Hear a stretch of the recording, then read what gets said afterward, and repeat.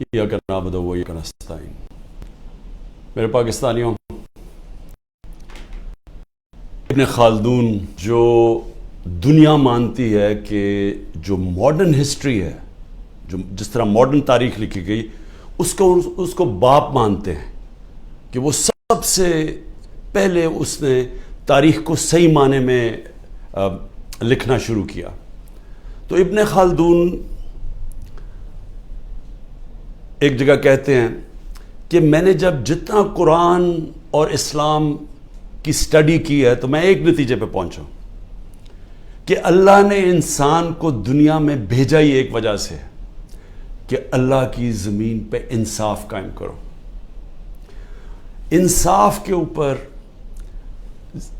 आप कोई भी दुनिया का माशरा ले लें, जब इंसाफ होता है तो वो माशरा ऊपर खड़ा होता है। नबी सल्लल्लाहु अलैहि वसल्लम ने दुनिया की तारीख का सबसे बड़ा इनकलाब था मदीना में। कोई इसकी मिसाल नहीं है दुनिया की तारीख में कि हिजरत होती है 622, जंग बदर होती है 625, 313 लड़ने वाले, और 11 साल के बाद एक सुपर पावर घुटने टेकती है रोमन एम्पायर, और उसके अगले साल दूसरी सुपर पावर घुटने टेकती है पर्शियन एम्पायर कदसिया में। तो तारीख का हिस्सा है। लेकिन ये तो कोई मुताला करे कि ये क्या हुआ था कि वो एक लोगों की कोई हैसियत नहीं थी, उन्होंने दुनिया की इमामत की और कई सदियों तक बुनियाद इंसाफ पे रखी गई थी, अदल और इंसाफ, उसके ऊपर वो माशरा खड़ा हुआ था। और वो इंसाफ ऐसा था कि हज़रत अली रज़ियल्लाहु ताला एक यहूदी से केस हार जाते हैं, काजी खलीफा वक्त की बेटे की गवाही नहीं मानता। वो इंसाफ ऐसा था जब नबी सल्लल्लाहु अलैहि वसल्लम का मेरी बेटी भी अगर चोरी करेगी तो उसको सजा मिलेगी, कोई कानून से ऊपर नहीं है। और जो माशरे ताकतवर को कानून से ऊपर रखते हैं, उनकी हदीस है, वो तबाह हो जाते हैं। तो आज जो पाकिस्तान है, मैं अपने सारे पाकिस्तानियों के सामने ये बात कर रहा हूं कि हम अब बिल्कुल तबाही की तरफ जा रहे हैं। मैं इसलिए नहीं कह रहा कि तहरीक इंसाफ के ऊपर क्रैक डाउन हुआ है, कि हमारे लोगों को जेलों में डाला हुआ है, जेल भरे हुए हैं, हर रोज़ नए लोग पकड़ रहे हैं, रिश्तेदार पकड़ रहे हैं। जो कहानियाँ सामने आ रही हैं वो खौफनाक कहानी है। कभी पाकिस्तान की तारीख में इस तरह एक नंगा हो के एक ताकत ने इस तरह का जुल्म किया हुआ अपने लोगों के ऊपर, कोई इसकी मिसाल नहीं है। मैं मुशर्रफ के मार्शल लॉ में मैं ऑपोजिशन में था, मैंने कभी इस तरह का जुल्म नहीं देखा। तो ये जो इंसाफ की धज्जियां उड़ाई गई हैं और ये ताकत की हुक्मरानी, जंगल का कानून कायम किया गया, मैं सबसे पहले 2-3 चीज़ें कहना चाहता हूँ और मैं फिर अपनी सारी कौम को ये बताना चाहता हूँ कि हम जा किधर रहे हैं। क्या नहीं कोई चलें ये सब कुछ कर रहे हैं तो कोई रोड मैप होगा ना कि हम इससे निकल के तो खुशहाल हो जाएंगे। क्योंकि इस वक्त पाकिस्तानी, मैं अभी आपको फिर से बताऊंगा कि हमारे मुल्क के माशी हालात क्या हैं। तो जिस तरह मुल्क माशी तौर पे तबाही की तरफ जा रहा है, तो कोई तो रोड मैप होगा ना कि ये जो जुल्म किया जा रहा है, ये जो पूरी जमात को ख़त्म करने की कोशिश की जा रही है, क्या इसका कोई मुल्क को तो कोई फ़ायदा हो ना। तो मैं सबसे पहले मैं ये चीज़ें इसलिए कहना चाहता हूँ कि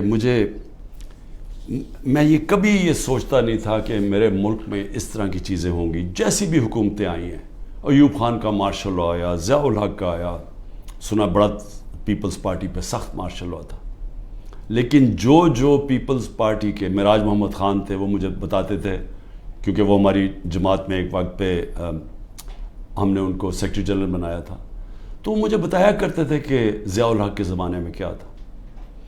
और मुशर्रफ का मैं आपको खुद बता दिया, कभी इस तरह का जुल्म नहीं हुआ। सबसे पहले तो ख्वातीन के ऊपर कभी ऐसा जुल्म नहीं हुआ। कभी चादर और चार दीवारी को इस तरह बेशर्मी से, यानी कभी उसको इन्होंने चादर और चार दीवारी का जो एहतराम होता है उसको तबाह नहीं किया गया। औरतों के ऊपर ही मैं कभी अपनी ज़िंदगी में मैंने नहीं देखा کہ ہمارے ملک میں عورتوں سے یہ برتاؤ کیا جو کیا جا رہا ہے آج، صرف اس لیے کہ وہ یہی نہیں تحریک انصاف کی کوئی ممبرز ہوں یا کوئی آفس بیرر ہو، جو ٹویٹ بھی کرتی ہیں، جو حمایتی بھی ہیں، جو ووٹر بھی ہیں، ان کا بھی پتہ چلتا ہے، ان کو پکڑ لیتے ہیں۔ تو ایک اسلم اقبال نے ایک لیٹر لکھا ہے، یہ جو سی سی پی او ہے اور یہ آئی جی ہے اور یہ جو چیف منسٹر ہے اس وقت پنجاب کا، یہ پڑھنے والا ہے، میں نے اس کو آج ٹویٹ بھی کیا ہے۔ اس نے بتایا کہ اس کے سارے گھر کے اوپر کیسا ظلم ہو رہا ہے، اس کی 80 سالہ والدہ کی بھی پرواہ نہیں کی گئی، وہ آکسیجن کے اوپر ہے، ادھر گھس گئے، اس سے بدتمیزی کی، کیونکہ اسلم اقبال چھپے ہوئے ہیں۔ ان کے بھائیوں سے کیا کیا، کاروبار سے کیا کیا، کاروبار بند کر دیے، بھائیوں کے گھروں میں چلے گئے، ایک بھائی کا جو باہر سے کوئی اس کا بیٹا آیا ہوا تھا، اس کو جا کے الیکٹرک شاک لگایا ہے، اس کا بازو نہیں کام کر رہا، وہ دبئی میں علاج کروا رہا ہے۔ یعنی سارے خاندان کو، ان کی بزنس کو جس طرح انہوں نے صرف اس لیے کہ میاں اسلم کسی طرح نکل کے اور کہہ دے کہ جی میں 9 مئی کے خلاف ہوں اور میں فوج کے ساتھ ہوں اور میں پی ٹی آئی چھوڑا ہوں، اس کے لیے یہ سارا کچھ کیا جا رہا ہے۔ حماد اظہر کے میاں اظہر ایک پاکستان کی سیاست، پنجاب کی سیاست میں ایک وہ عزت دار نام ہے جس کی سب اس کے مخالف بھی تعریف کرتے ہیں۔ 84 سال کے میاں اظہر جن کو کئی بیماریاں ہیں، ان کی طبیعت نہیں ٹھیک، ان کو اٹھا کے لے گئے کیونکہ حماد اظہر نہیں تھا۔ باقی لوگوں کے گھروں میں گھس کے، یعنی جو میں کہانیاں سن رہا ہوں، کراچی کے اندر بھی بات ہو رہی تھی، کراچی میں تو کچھ ہوا ہی نہیں، کراچی میں کیوں جا کے لوگوں کو اٹھانا شروع کر دیا؟ کراچی کے اندر وہیں چھاپے پڑ رہے ہیں، لوگوں کو جیلوں میں ڈال رہا ہے، اور وہاں بیٹھا ہوا آصف زرداری جو ساری زندگی اس نے صرف ایک کام کیا ہے، مخالفوں کو کرش کیا ہے، مخالفوں کو ختم کیا ہے، جھوٹے کیسز، اور جو خریدا جاتا ہے اس کو خرید لیتا ہے، باقی ساروں کو وہ ختم کرتا ہے جو مافیاز کرتے ہیں۔ وہاں کیا جا رہا ہے، ہر ایک کے اوپر ایف آئی آر ہے، لوگ چھپے ہوئے ہیں، اور صرف ایک کہ آپ ذرا پارٹی چھوڑ دیں تب وہ ٹھیک ان کو مل جاتا ہے۔ یہ بھی سوچ لیں کہ آج ہمارے انصاف کے نظام، یعنی یہ کیسے کوئی اس طرح کہ آپ کے اوپر ہر قسم کا کیس ہے، دہشت گردی کا سب کیس لگا ہوا ہے، جیسے ہی آپ نے کہا میں پارٹی چھوڑوں کیسز ختم۔ تو کیا ہماری عدلیہ، ہماری لیگل کمیونٹی یہ نہیں دیکھ رہی کیا ہو رہا ہے؟ کیونکہ یہ تو سارے دنیا میں کسی بھی قانون یہ اجازت نہیں دیتا۔ تو اس کے علاوہ، ان کے علاوہ میں صرف یہ بتانا چاہتا ہوں کہ کراچی کے اندر جس طرح لوگوں کو انہوں نے جیلوں میں ڈالا ہوا ہے، اور جو مجھے سب سے زیادہ تک لوگوں کو جیل کے اندر جگہ، تو وہاں 60 لوگ بھرے ہوئے ہیں، کئیوں کو کھڑا ہوتے ہیں، کئیوں نے کھانا دیا، کئیوں کے پیٹ خراب ہو گئے ہیں۔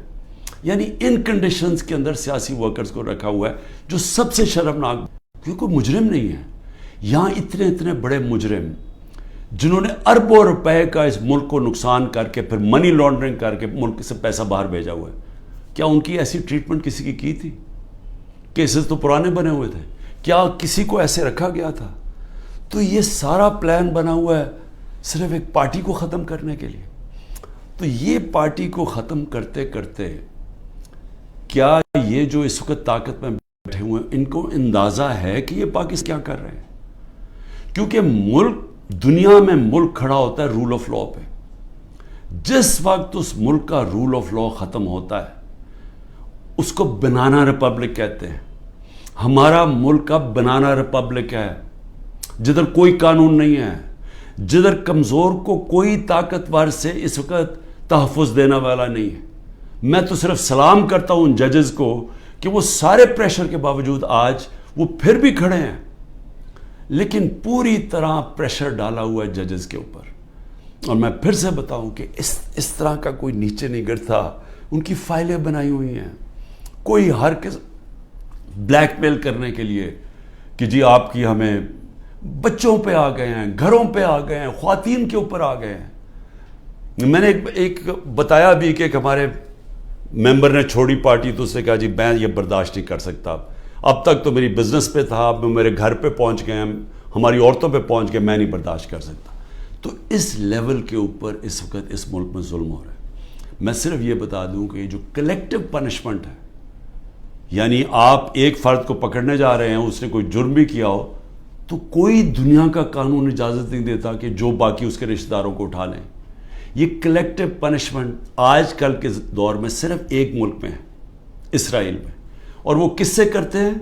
وہ فلسطینیوں سے کرتے ہیں، اپنے لوگوں سے نہیں کرتے، اسرائیلیوں سے نہیں کرتے، وہ فلسطینیوں سے یہ کرتے ہیں۔ یہ ہٹلر کے جب نازی جرمنی جب دنیا کا سیاہ ترین دور تھا، یہ تب وہ گسٹاپو اٹھایا کرتی تھی لوگوں کو کلیکٹیو پنشمنٹ میں، کہ جو بھی اگر وہ نہیں ملا ایک جس کو پکڑنے گئے تو گھر والوں کو پکڑ لیتے تھے۔ یہ سٹالن کا جو بڑی سخت ڈکٹیٹرشپ تھی سوویت یونین کی، یہ سٹالن کی ڈکٹیٹرشپ کے اندر اس طرح کی چیزیں ہوتی تھیں۔ یہ صرف چائنا میں ایک دور میں ہوا تھا، ان کے کلچرل ریولوشن کے اندر۔ یہ ہوتا ہی نہیں ہے ایسے۔ یہ کوئی دنیا کا انصاف کا نظام کلیکٹیو پنشمنٹ کی اجازت نہیں دیتا، جو آج پاکستان سے ہو رہی ہے۔ لیکن یہ اب ہو کیا رہا ہے؟ ایک پارٹی کو ختم کرتے ہوئے کہ جی عمران خان کے اوپر کانٹا ڈال دیا، تحریک انصاف کو جیتنے نہیں دینا الیکشن تب ہوں گے جب تحریک انصاف ختم ہو جائے گی، جو کرنے کی کوشش ہو رہی ہے۔ تو میں سوال پوچھتا ہوں کہ اس کے بعد کیا ہوگا؟ میری صرف جو طاقت میں بیٹھے ان سے سوال یہ ہے کہ اس کے بعد کیا ہوگا؟ اگر یہ سارے کام کر کے ملک کے قانون اور عدلیہ کی ساری کریڈیبلٹی ختم کر کے، انصاف کا نظام ختم کر کے، الیکشن کمیشن کی کریڈیبلٹی تو پہلے ہی ختم ہوئی تھی، اس کو جو استعمال کر رہے ہیں صرف ایک پارٹی کو ختم کرنے کے لیے، ایف آئی اے، وہ جس کو پکڑنا تھا، جس کے 16 ارب روپے کے پرائم منسٹر یہ شہباز شریف کے کیسز تھے، وہ تو ختم ہو گئے ہیں، لیکن تحریک انصاف کو ختم کرنے کے لیے وہ ایف آئی اے لگی ہوئی ہے، کوئی کریڈیبلٹی نہیں ہے۔ نیب کو صرف ایک مقصد سے لگایا ہوا ہے، کچھ ڈھونڈو اس کے اوپر، عمران خان کے اوپر، لوگوں کے اوپر، تاکہ کسی طرح ان کو ختم کیا جائے اور باقیوں کو کہو کہ پارٹی چھوڑ دیں۔ ان اداروں کی ساری کریڈیبلٹی ختم ہو چکی ہے۔ میڈیا نے بھی، اور جس طرح عدلیہ نے، یہ ایک پروسیس تھا، ایک جدوجہد کر کے ایک وکلا موومنٹ شروع ہوئی تھی 2007 میں، جس کی جدوجہد میں عدلیہ آزاد ہوئی تھی، اور لوگوں کو اعتماد تھا کہ اگر حکومت ہمارے پہ ظلم کرے گی تو عدلیہ کھڑی ہے راستے میں۔ وہ ختم ہوا ہے، اس کو سارا دن بدن اس کو ختم کرتے جا رہے ہیں کہ لوگوں کا اعتماد ہی اٹھ رہا ہے۔ ہماری پارٹی کا تو اعتماد ہی اٹھ گیا ہے کہ لوگوں کو نکلتے ہیں، جج آرڈر بھی کرتا ہے، کوئی سنتا ہی نہیں ہے جج کی۔ مجھے یہ بتائیں کہ میں نے آئین کو سامنے رکھتے ہوئے میں نے تب یہ فیصلہ کیا کہ ہم یہ پنجاب کی گورنمنٹ نہیں چلا سکتے، یہ گرانے کی کوشش کر رہے تھے، تو ہمارے پاس تو ایک کی میجورٹی سے گورنمنٹ ہماری بچی ہوئی تھی، ہم تو کام کر ہی نہیں سکتے تھے، سارا وقت کوشش ہو رہی تھی گورنمنٹ گرانے کے لیے، پیسہ چل رہا تھا، اوپر سے نامعلوم افراد پورا زور لگا رہے تھے گورنمنٹ گرانے کے لیے۔ تو ہم نے آئین کو سامنے رکھتے ہوئے الیکشن ڈیزالو کی اپنی گورنمنٹ، وہی ہم نے پختونخوا میں کی۔ وہاں پیسے نہیں دے رہے تھے، جو قبائلی علاقہ جو جوائن کیا تھا ان کے لیے فنڈز ہم نے زیادہ دیے ہوئے تھے، وہی بند کر دیے انہوں نے، ہیلتھ کارڈ کا پیسہ نہیں آ رہا تھا۔ تو جب ہم نے سوچا کہ ہم گورنمنٹ ہی نہیں چلا سکتے، ہم نے آئین کے مطابق، دنیا کی پارلیمنٹری ڈیموکریسی کی روایت کے مطابق، آئین کے مطابق ہم نے اپنی گورنمنٹ ڈیزالو کر دی۔ 90 دن میں الیکشن ہونا تھا، ہمیں تو کوئی الیکشن ہی نہیں ملا۔ یعنی اوپنلی آئین کی انہوں نے خلاف ورزی کی ہے۔ اور میں اپنے سپریم کورٹ سے اب انتظار کر رہا ہوں کہ یہ تو آپ کی اب کریڈیبلٹی ایٹ سٹیک ہے، سارے سپریم کورٹ کی کریڈیبلٹی سٹیک پہ ہے کہ اگر آپ آئین میں 90 دن میں الیکشن ہی نہیں اب کروا سکے تو مجھے بتائیں کیا چیز روک رہی ہے کہ انہوں نے اگر اکتوبر میں سوچا کہ جی ابھی تحریک انصاف ابھی بھی جیت سکتی ہے تو اکتوبر بھی نہ الیکشن کروائیں۔ یہ تو سارا پاکستان کا جس کے اوپر بیس ہوتی ہے، دیکھیں جمہوریت بیس ہوتی ہے آئین کے اوپر، آئین کے مطابق قانون بنتے ہیں۔ تو جب ایک دفعہ آئین کی ختم ہو گئی، سپریم کورٹ کی ورڈکٹس کی پرواہ نہیں ہوئی، تو وہ بن جاتی ہے بنانا ریپبلک۔ اور بنانا ریپبلک کا کوئی مستقبل نہیں ہوتا جو میں اب یہ آپ کو بتانے لگا ہوں معاشی طور پہ. اور پھر میڈیا، اور میڈیا کا بھی ایک 20 سال کا سفر تھا. اس سے پہلے تو میڈیا بند تھا. اس سے پہلے تو صرف جو الیکٹرانک میڈیا تھا وہ تو صرف پی ٹی وی تھی. تو جنرل مشرف، اس کو داد دیں ہم کہ وہ ایک ڈکٹیٹر ہوتے ہوئے اس نے میڈیا کھول دیا، کیونکہ جنرل مشرف کے ساتھ سپورٹ تھی. لوگ تنگ تھے ان دونوں پارٹی سے. ان کی کرپشن دو دفعہ کرپشن میں گئی، لوگ تو تنگ تھے.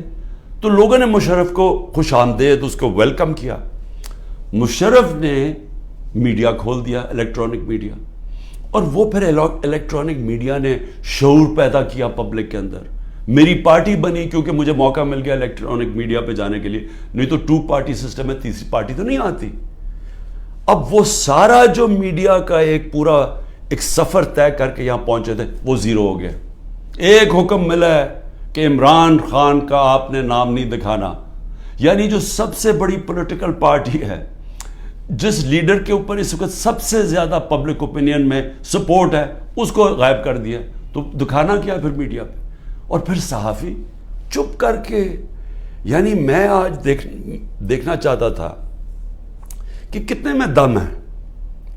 کیا واقعی آپ آزادی رائے اور آزادی میڈیا کے ساتھ کھڑے تھے، یا آپ کو کتنوں کو صرف یہ آزادی رائے کے پیچھے چھپ کے ایجنڈاز کے اوپر کام کر رہے تھے، اور مالکان کے جو ایجنڈاز ہیں ان کے اوپر کام کر رہے تھے، اور مالکان ان سے فائدہ اٹھاتے ہیں. ان کو اتنا فائدہ اس سے نہیں ہوتا جو چینل سے ملتا ہے، ان کو جو بزنسز میں فائدہ ہوتا ہے. تو کتنے صحافی تھے جو ان ایجنڈاز پہ چل رہے تھے. اللہ کا کرم یہ ہے کہ دودھ کا دودھ پانی کا پانی ہو رہا ہے. اس مشکل وقت میں لوگوں کا پتہ چلتا جا رہا ہے، اور میڈیا کی پوری سمجھ آنی شروع ہو گئی ہے کہ میڈیا کدھر کھڑا ہے. اور لوگ سارے سوشل میڈیا پہ چلے گئے ہیں، اور سوشل میڈیا سے اب انفارمیشن لے رہے ہیں، کیونکہ اس قوم کو تو پتہ چل گیا کہ میڈیا اب سینسر ہو گیا بالکل. اور اس کے بعد جو اگلی بات کرتا ہوں کہ اب اس کے بعد ہماری اکانومی آ گئی، ہماری جمہوریت بھی ختم، جمہوری ادارے بھی ختم، صرف ایک پارٹی کو باہر رکھ رہے. لیکن جو سب سے بڑا اس وقت جو ملک کو خطرہ ہے وہ تو ہماری معیشت کا ہے. اکانومی ہماری بیٹھ گئی ہے. میں صرف پھر سے اپنی قوم کو بتانا چاہتا ہوں کہ اس وقت اکانومی کا حال کیا ہے. ہم جب چھوڑ کے گئے تھے 6.1% پہ ہماری اکانومی بڑھ رہی تھی، یعنی دولت میں اضافہ ہو رہا تھا ملک میں. اور میں پھر یہ کہوں کہ یہ پاکستان کی تاریخ میں پہلی دفعہ امریکی ڈالرز نہ آنے کے، جو کہ ایوب خان کے دور میں آئے، ضیاء کے دور میں آئے، مشرف کے دور میں آئے، تب گروتھ ریٹ اوپر تھی. یہ پہلی دفعہ ہے کہ 2 سال ہماری ایوریج 6% پہ اکانومی گزری. کوئی باہر سے ڈالر نہیں آ رہے تھے.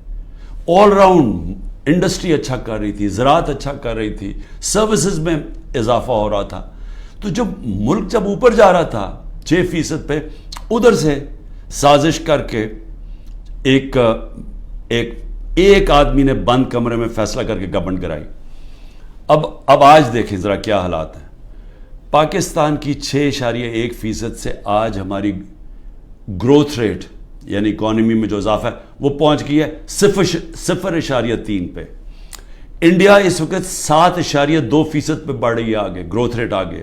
بنگلہ دیش 5.5% پہ بڑھ رہی ہے، اور ہم 0.3 پہ پہنچ چکے ہیں. ایک سال کے اندر ہمارا جو ملک کا جو ایکسپورٹس ہیں، دیکھیں نا، جب تک آمدنی آتی ہے ڈالر سے تو ہماری ایکسپورٹ تو ہر سال بڑھ رہی تھی. اس وقت اور ایکسپورٹس یعنی ڈالرز اندر آتے ہیں جب چیزیں بیچتے ہیں، 13.6% پہ ایکسپورٹس گری ہیں ایک سال میں. اور جو دوسری چیز ڈالرز اندر آتے ہیں ریمیٹنسز سے، وہ 13% پہ گری ہیں ریمیٹنسز. ان کا ملا کے اور پھر جو انویسٹمنٹ ہے، جو باہر سے انویسٹمنٹ آتی ہے، ڈالرز آتے ہیں نا، وہ 90% گر گئے ہیں. ایک سال میں 90% انویسٹمنٹ گر گئی. اور ہمارا جو روشن ڈیجیٹل ہم نے اکاؤنٹ کھولا تھا، جو 1.5 سال میں $5 ارب پہ پہنچ گیا تھا، وہ آج اس میں پیسے نکال رہے ہیں لوگ. یعنی کہ جو بیرون ملک پاکستانی ہمارا سب سے بڑا احساس ہے، وہ اعتماد کھو بیٹھا ہے اس گورنمنٹ پہ. تو جب ٹوٹل ہمارا ہم نے کتنا ایک سال کے اندر نقصان کتنا ہوا ہے انویسٹمنٹ میں اور اس پہ انویسٹمنٹ پہ اور ریمیٹنس اور ایکسپورٹس پہ 7 ارب ڈالر. تو آئی ایم ایف کے پاس 6 ارب ڈالر ہم مانگ رہے ہیں یا 7 ارب ڈالر کا ملکی آمدنی میں کمی آ چکی ہے. پھر آگے چلیں. اس وقت جو پاکستان کا قرضہ ہے پچھلے 12 مہینے میں پاکستان نے تقریباً 15,000 ارب روپے کا قرضہ لیا ہے. اب یہ یاد رکھیں 15,000 ارب کا قرضہ 12 مہینے میں.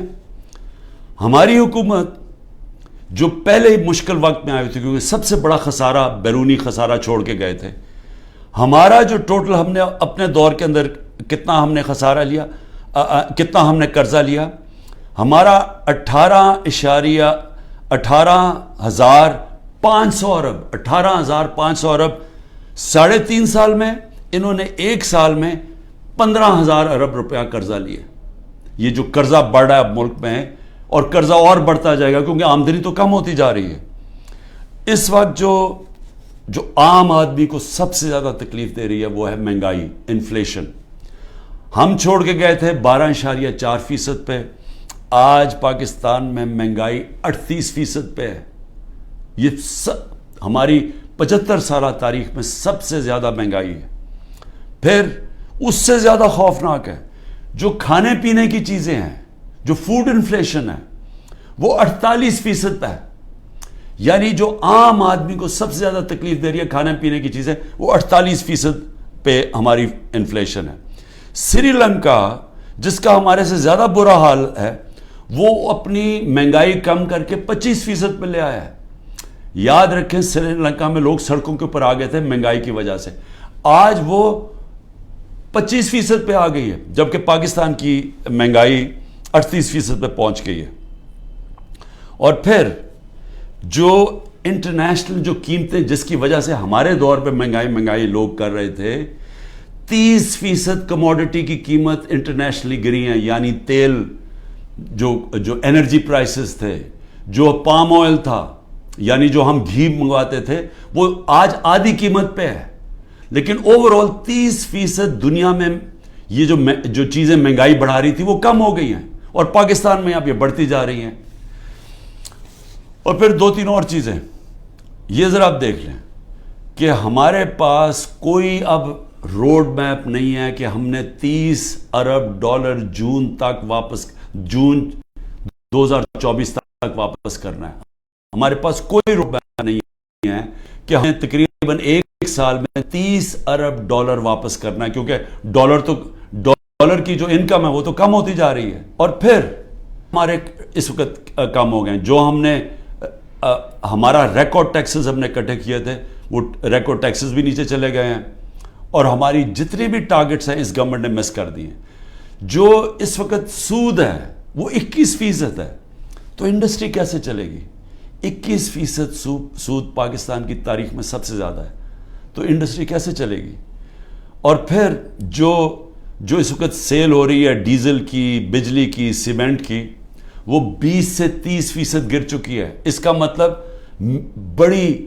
بڑے طور پہ بے روزگاری آ رہی ہے, بے روزگاری آ چکی ہے. میں صرف اس کی آخر میں ڈاکٹر حفیظ ڈاکٹر پاشا جو پاکستان میں سب سے بڑے اکانومسٹ مانے جاتے ہیں, بڑے نام ہیں ان کا, وہ کہہ رہے ہیں کہ 1 سال میں 10 کروڑ لوگ غربت کی لکیر سے نیچے گئے ہیں.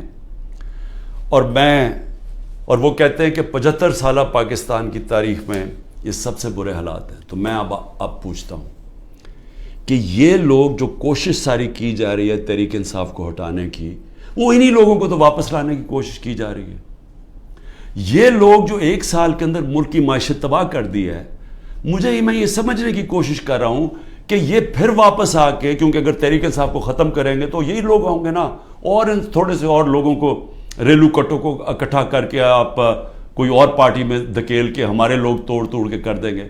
تو چلیں یہی سوچ لیں کہ تحریک انصاف ختم ہو گئی تو پھر یہی لوگ واپس آئیں گے. میرا سوال یہ ہے کہ یہ لوگ آ کے پھر کیا کریں گے کہ اگر انہوں نے 1 سال میں ہماری معیشت کا بیڑا غرق کر کے رکھ دیا ہے, خود تو ان کو فرق ہی نہیں پڑا, یاد رکھیں ان کے پیسے ملک سے باہر پڑے ہیں، ان کے ڈالروں میں پیسے باہر پڑے ہوئے ہیں۔ یہ جو ملک نیچے جا رہا ہے، یہ جو مہنگائی ہو رہی ہے، یہ جو روپیہ گر رہا ہے، اس کی وجہ سے جو مہنگائی اور غربت آ رہی ہے، ان کو کوئی فرق نہیں۔ میں یہ لوگ آج یہاں اوپر ہمارے ملک کے فیصلے کر رہے ہیں، ان کو کوئی فکر نہیں ہے پاکستان کی، کیونکہ ان کے پیسے ملک سے باہر پڑے ہیں۔ اگر ان کے ملک سے باہر پیسے پڑے ہیں، ان کو کوئی فرق نہیں پڑا۔ ان کو جب وقت آئے گا، مشکل وقت آیا، میں آج آپ کو لکھ کے دے رہا ہوں، ان سب نے ملک سے باہر بھاگ جانا ہے۔ کم از کم جو اسٹیبلشمنٹ ہے ایک کام تو کرے نا، ان سب جو یہاں آج فیصلے کر رہے ہیں ایک کام کرے کہ ان سب کو ای سی ایل پہ ڈالے، اور ای سی ایل پہ تب تک ڈالے جب تک الیکشن نہیں ہو سکتا، کیونکہ اگر انہوں نے، ان کا سٹیک ہی پاکستان میں نہیں ہے، تو ان کو تو کوئی فرق نہیں پڑنے لگا، ملک بیٹھ رہا ہے۔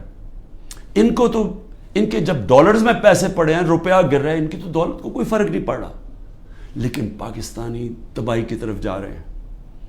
اور میں آج آپ کو اپنا آخر میں یہ بھی بتا دوں کہ یہ ملک ٹھیک ہوگا کیسے، اس دلدل میں سے نکلے گا کیسے؟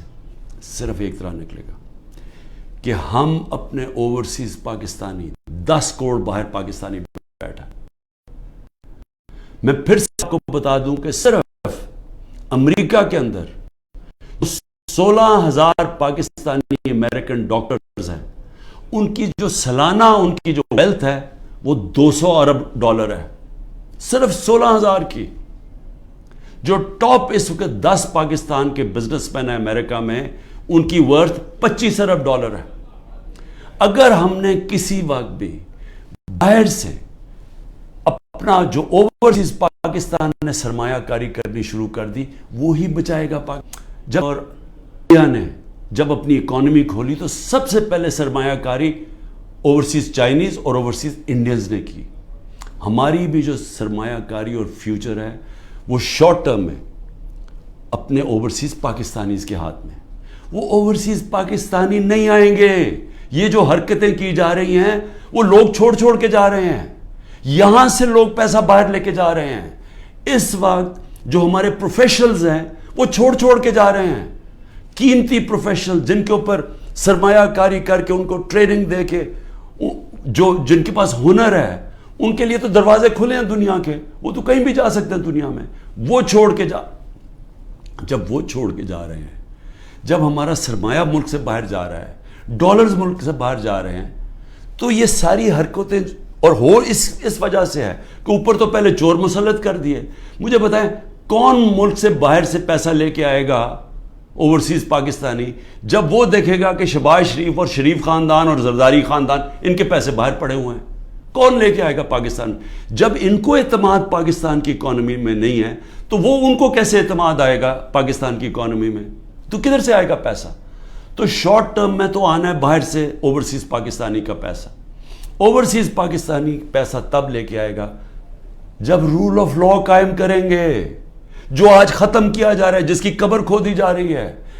جب تک جسٹس سسٹم میں، ہمارے جسٹس سسٹم میں انویسٹر کو، سرمایہ کار کو اعتماد نہیں ہوگا، پیسہ نہیں آنے لگا، اور جب تک اس ملک میں پیسہ نہیں آئے گا، اپنے ڈالرز نہیں آئیں گے، ہم یہ جو 30 ارب ڈالر ہم نے ایک سال میں دینا ہے، ہم کدھر سے دیں گے؟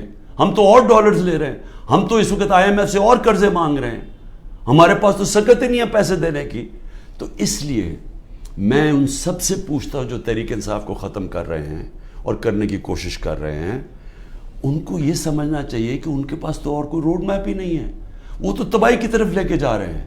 جو ان کے پاس تو کوئی سلوشن ہی نہیں ہے، اس کا مسئلے کے حل ہی نہیں ہے۔ ان کا مسئلے کا حل صرف ایک نظر آ رہا ہے کہ تحریک انصاف اور عمران خان کے اوپر کانٹا ڈال جائے، یا وہ تحریک انصاف اور عمران خان کے بغیر۔ لیکن میں پھر آخر میں یہ کہنا چاہتا ہوں، یہ کبھی ہو ہی نہیں سکتا۔ اگر ملک کی سب سے بڑی جماعت جس کا پاس سب سے بڑا ووٹ بینک ہے، آپ جب اس کو جس طرح ختم کر رہے ہیں، آپ پاکستان کی جمہوریت ختم کر رہے ہیں، اور پاکستان کی جمہوریت ختم کرنے کا مطلب آپ مستقبل ختم کر رہے ہیں، آپ آزادی ختم کر رہے ہیں اس ملک کی، آپ لوگوں کو غلام بنا رہے ہیں. یہ جو سارے حربے استعمال کر رہے ہیں یہ اسرائیل غلاموں کے اوپر فلسطینیوں کو غلام بنا کے تو یہ حربے استعمال کرتی ہے. یہ کشمیر کے اندر مقبوضہ کشمیر میں ہندوستان کشمیریوں پہ کر رہی ہے یہ چیزیں. یہ اپنے لوگوں پہ کوئی ایسا نہیں کرتا ظلم. اور سب سے بڑی پارٹی کو جب آپ ختم کر رہے ہیں تو پھر سے میں آپ کو کہوں کہ جو آپ کو حربے استعمال کر رہے ہیں اور کرنے پڑیں گے آگے اور کرنے پڑیں گے کیونکہ سب سے بڑا ووٹ بینک ہے وہ کدھر سے ختم ہوگا. تو اس کا مطلب مکمل طور پہ یہ ظلم کا نظام چلتا رہے گا. اور آخر میں جب بھی آپ سمجھیں گے کہ اب پارٹی ختم ہوگی تب الیکشن کروائیں گے وہ جمہوریت ختم ہو جائے گی. مجیب الرحمان کو جب انہوں نے اس کے خلاف کریک ڈاؤن کیا, ہم نے پاکستانیوں نے کریک ڈاؤن کیا, جس کو پرائم منسٹر بننا چاہیے تھا اس کی پارٹی کو بین کر دیا, کالعدم کر دیا, تو اس کے بعد جو الیکشن کروایا اس کی کیا حیثیت تھی؟ کیا وہ ایسٹ پاکستان کے لوگوں نے مانا تھا وہ جو الیکشن کے بعد لوگ سامنے آئے تھے؟ کسی نے کوئی بھی ان میں سے بچا تھا جیسی واپس جب ان کے پاس ان کو وہ آزاد ہو گئے ہمارے سے؟ تو یہ بھی جو لوگ آپ الیکشن کروائیں گے یہ ریلو کٹوں کی اور یہ جو سارے چوروں کو اور یہ جو سب اکٹھے ہوئے ہیں منی لانڈررز, یہ جو ملک میں سزائے یافتہ بیل کے اوپر لوگ, تو جب کیا آپ کا خیال ہے کہ اس سے قوم مان جائے گی؟ ان کی کیا قوم ان کی حکومت مان جائے گی؟ وہ آج ہی نہیں مان رہی. وہ اتنے ڈرے ہوئے ہیں کہ سب کچھ ہو کے بھی وہ تو الیکشن سے بھاگ رہے ہیں. 10,000 ورکر بھی اندر ہیں پھر بھی ڈرے ہوئے ہیں الیکشن کروانے میں, پھر بھی کہہ رہے ہیں کہ اگلی مارچ تک الیکشن ہوگا. تو میں آج جو بھی اس ملک میں طاقت میں بیٹھے ہوئے ہیں, میرا آپ کو سمپل یہ پیغام ہے کہ جس راستے پہ آپ یہ لے کے جا رہے ہیں اس میں پاکستان کی تباہی ہے, اندھیرا ہے, ہمارے بچوں کا مستقبل تباہ ہو رہا ہے, اور اتنی مایوسی پھیلی ہوئی ہے پاکستان میں, امید ختم ہوتی جا رہی ہے کہ لوگ چھوڑ کے جا رہے ہیں. ابھی بھی وقت ہے, کورس کریکشن کریں, راستہ بدلیں, اور راستہ صرف فری اینڈ فیئر الیکشن ہے.